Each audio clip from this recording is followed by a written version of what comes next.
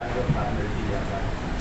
तो इस तरह दोनों हाथ ऐसे करिए साइड में, धीरे धीरे दोनों हाथों को ऊपर उठाइए, बिल्कुल ऊपर उठाइए और धीरे धीरे पंजे को भी ऊपर उठाते जाइए। दोनों पंजे को ऊपर उठाइए, दोनों एड़ियाँ आपस में मिला लेंगे, एकदम सीधे आप लोग हो जाएंगे। ठीक है,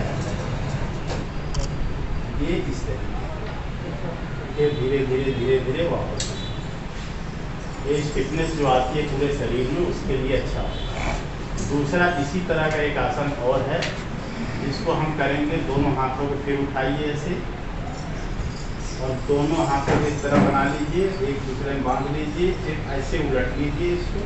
ठीक है, और फिर दोनों एड़ियों को ऊपर उठाइए और जितना खींच सकते हैं अपनी लंबाई को खींच लीजिए, जितना खींच सकते हैं ऊपर तक बिल्कुल तान लीजिए ऊपर। ठीक, फिर धीरे धीरे वैसे ही वापस आइए। ये होता है ताड़ासन। सबसे पहले इस पैर को यहाँ पे ऐसे लगाएगा, ठीक, घुटने पर। जो कर सके करेंगी, नहीं तो ऐसा ना हो कि इसको करने के चक्कर में गिर जाए।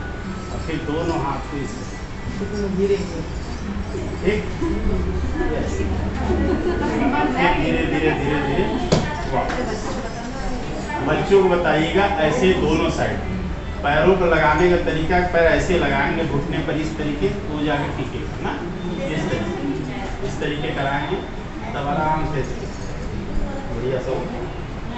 ठीक, त्रिकोण आसन भी होता है। त्रिकोण आसन थोड़ा सा कठिन होता है, जो खड़े होकर किया जाता है वो मैं बता देता हूँ। इस तरीके करें, आप खड़े होकर देख सकती हैं, जगह कम है।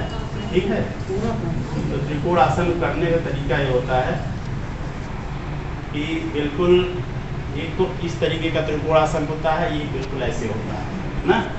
तो जैसा सूटेबल हो, अगर इस तरीके के करेंगे तो आप ऐसे देखेंगे। ठीक, और अगर इस तरीके का करना चाहेंगे तो आप ऐसे देख सकते हैं। ये त्रिकोण आसन होता है। अच्छा, गांठ नहीं मोड़नी चाहिए। जैसे जिनका पेट बहुत निकल रहा है उनको लैटरल रोटेशन का आसन अच्छा होता है। कमर में जो दर्द होते हैं तो लैटरल रोटेशन के लिए जो अच्छा तरीका होता है, थोड़ा सा पैरों के बीच में जगह, फिर दोनों हाथ ऐसे इस तरीके, पैर नहीं मुड़ेंगे, केवल कमर रोटेट करेगा। ये इस तरीके जितना पीछे तक अगर जा सकते हैं तो आप पीछे भी जा सकते हैं। फिर इसी तरह ऐसे करके वापस आएंगे, फिर दूसरे साइड में जाएंगे।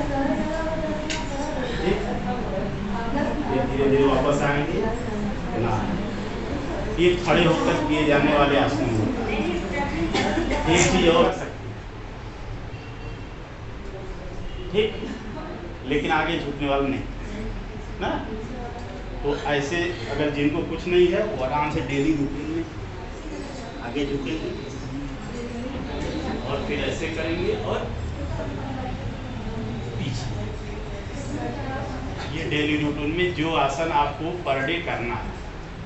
तो आसन करने से पहले थोड़ा सा एक सबसे अच्छा अभ्यास होता है, अचानक से शुरू नहीं करना चाहिए, थोड़ा शरीर को वार्म अप करना चाहिए। तो जब आप आसन के लिए तैयारी करें तो 2 मिनट के लिए पहले वार्म अप करिए। उसके लिए इस तरह जब आप लोग देख लीजिएगा, इस पर जंपिंग करिएगा तो थोड़ा शरीर जब वार्म अप हो जाए तो इस तरीके ऐसे करिए। ठीक, फिर जब आप वार्म अप हो जाइए तब forward bending, backward bending, lateral rotation. ठीक, और फिर आप जो वृक्ष आसन, घोड़ा आसन, ये सारे आसन शुरू करें। तो इस तरीके के खड़े होकर किए जाने वाले आसन। आप लोग बैठने से लोग ना, लेकिन ज़्यादातर लोगों को जोड़ों की प्रॉब्लम होती है, कंधों की प्रॉब्लम होती है, ब्रैकेट न्यूराइटिस होती है, गर्दन से दर्द जो है हाथों में आता है, स्पॉन्टाइटिस होती है, सर्वाइकल, लंबर इस तरह की ना। तो उसके लिए हमें क्या करना है? तो सबसे पहले सूक्ष्म व्यायाम, जो छोटे छोटे व्यायाम उसको बताता हूँ, वो आसानी से आप लोग कर भी लेंगे इस सिचुएशन में।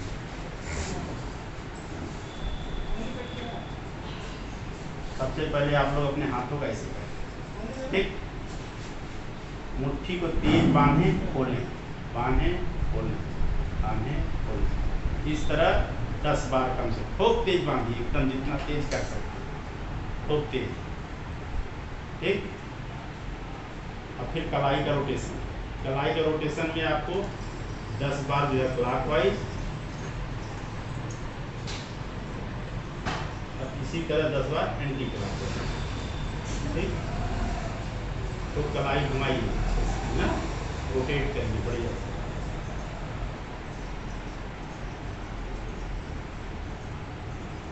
अब कंधे का व्यायाम।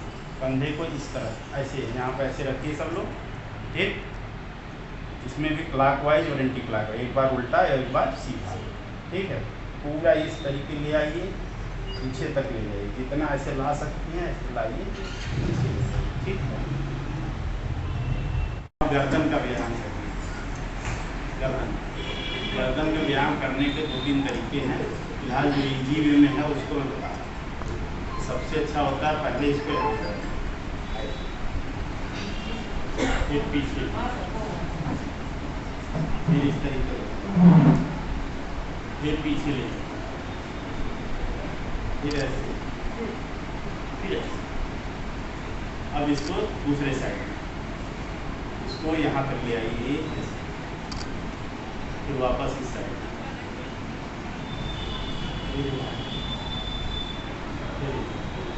ठीक, इस तरीके। अब फिर रोटेशन क्लॉकवाइज और एंटी क्लॉकवाइज। ठीक। पूरा रोटेट करिए,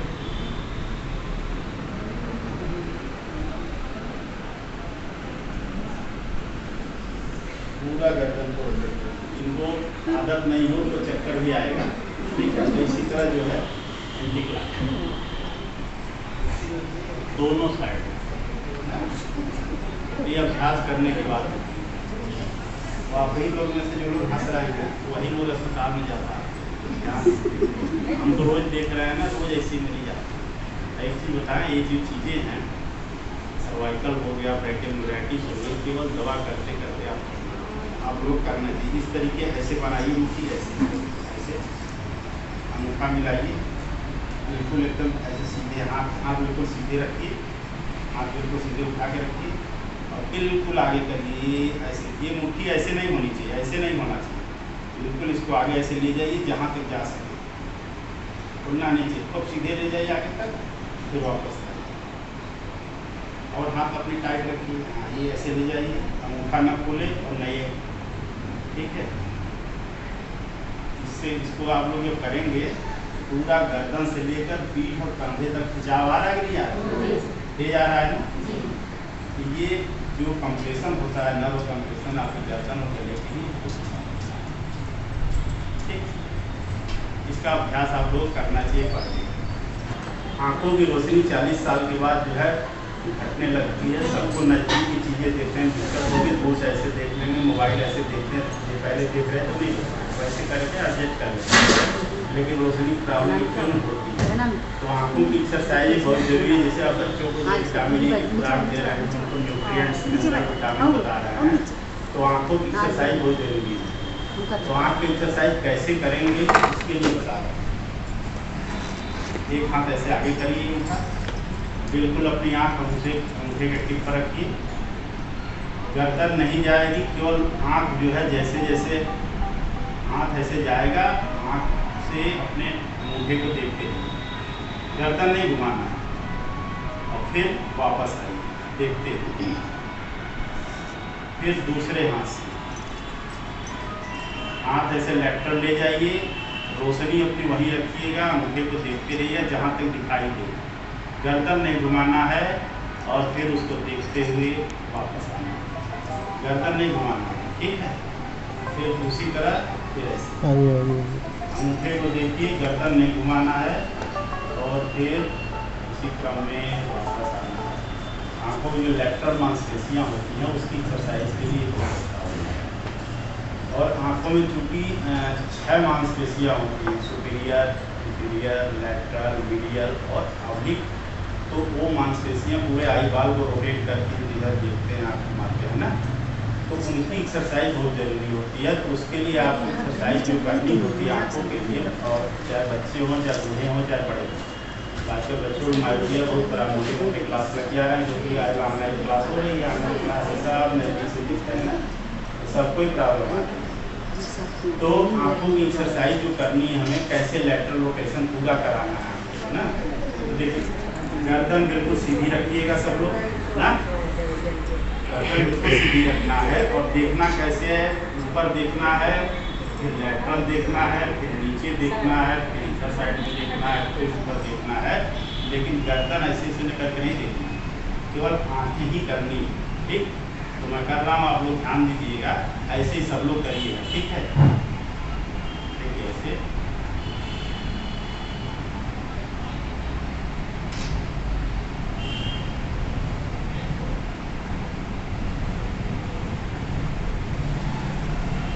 ऐसे क्लॉकवाइज और ऐसे एंटी क्लॉकवाइज। ठीक है, आंखों को फिर ऐसे घुमाने भी आपको।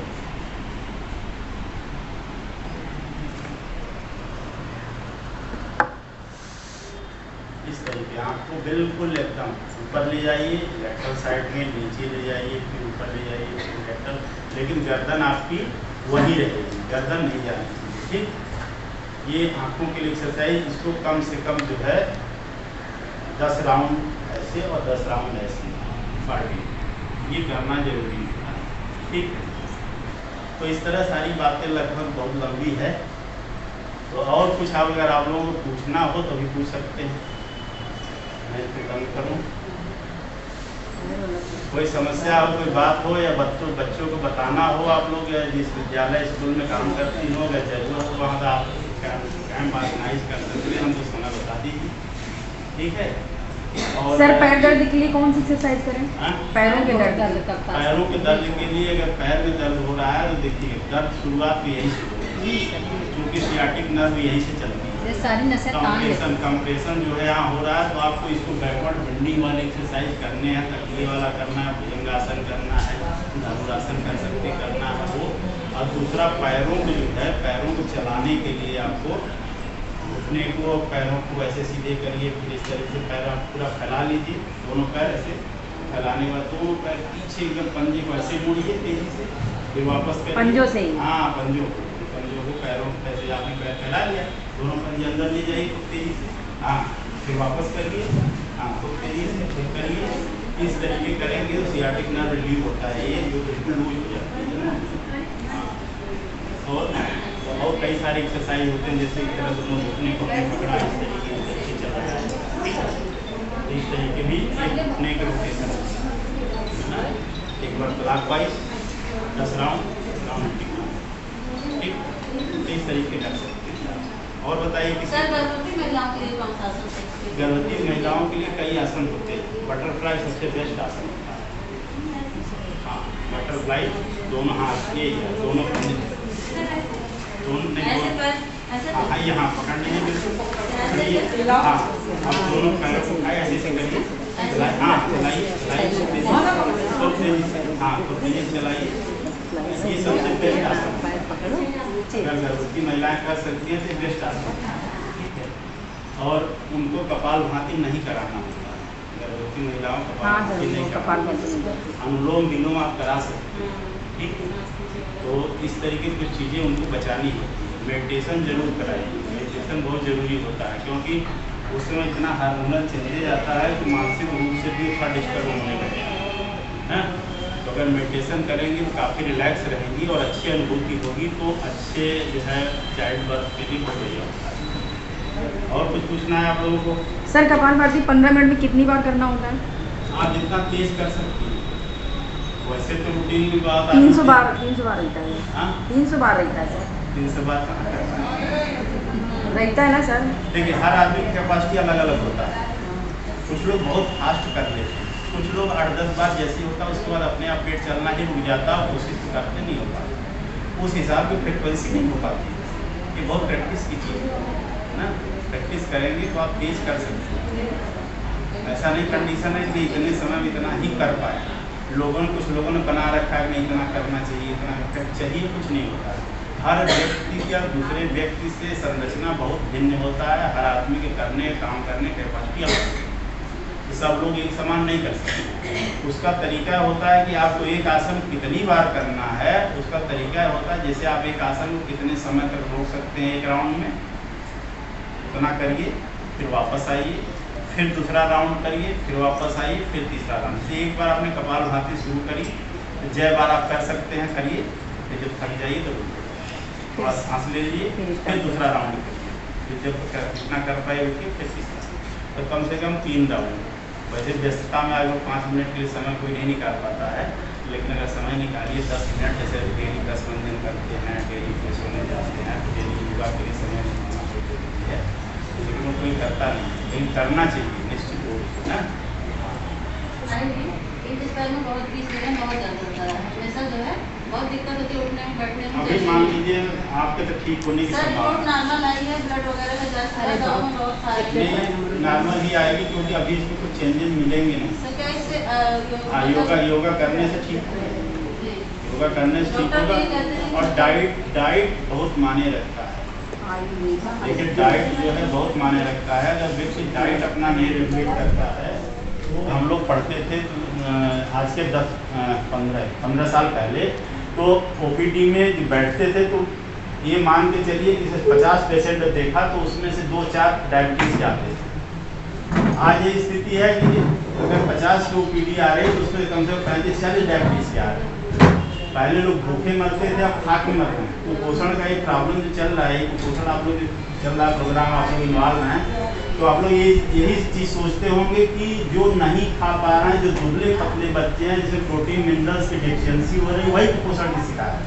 ऐसा नहीं है, कुपोषण का शिकार वह भी बच्चा है जो बहुत मोटा तगड़ा है, वो भी कुपोषण वाले हैं ना, उसको भी कुपोषण। माल न्यूट्रिशन का मतलब होता है, माल का मतलब होता है कि जो डाइट का जो शेड्यूल है, अच्छे तरह से भोजन ना करना, गलत तरीके से जो आहार करना, वो माल न्यूट्रिशन। आहार और विहार दोनों बातें आती है, डाइट एंड लाइफ स्टाइल दोनों बातें आती है। सबसे बड़ी ट्रेजेडी है कि हम प्रकृति के खिलाफ जो भोजन कर रहे हैं। आप एक चीज़ ध्यान दीजिए, जो हमारा भोजन करने का शेड्यूल है, हर आदमी आज 9 बजे से पहले कोई खाना नहीं खाता है रात में। ये सबसे बड़े रोग का कारण है। अगर हम ब्रेकफास्ट और डिनर बंद कर दें तो हम निश्चित रूप से स्वस्थ होने लगेंगे, कम से कम 60% स्वस्थ हो जाएंगे। ब्रेकफास्ट और डिनर, सुबह का जो नाश्ता ब्रेड वगैरह सब लगा के और पराठा हम लोग खा के चल देते हैं ना, वो बहुत बड़ा रोग का कारण है। और रात के 7 बजे के बाद जो भोजन करते हैं वो तो महा विषकारी है।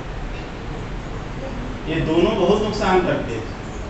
अब एक चीज़ देखिए, जो पालतू जानवर हैं उनको छोड़ दीजिए, या जो ऐसे जानवर जो रात में ही आहार करते हैं उनको छोड़ दीजिए। बाकी जितने नेचुरल लाइफ जीने वाले जीव जंतु हैं वो कभी सूर्यास्त के बाद भोजन नहीं करते।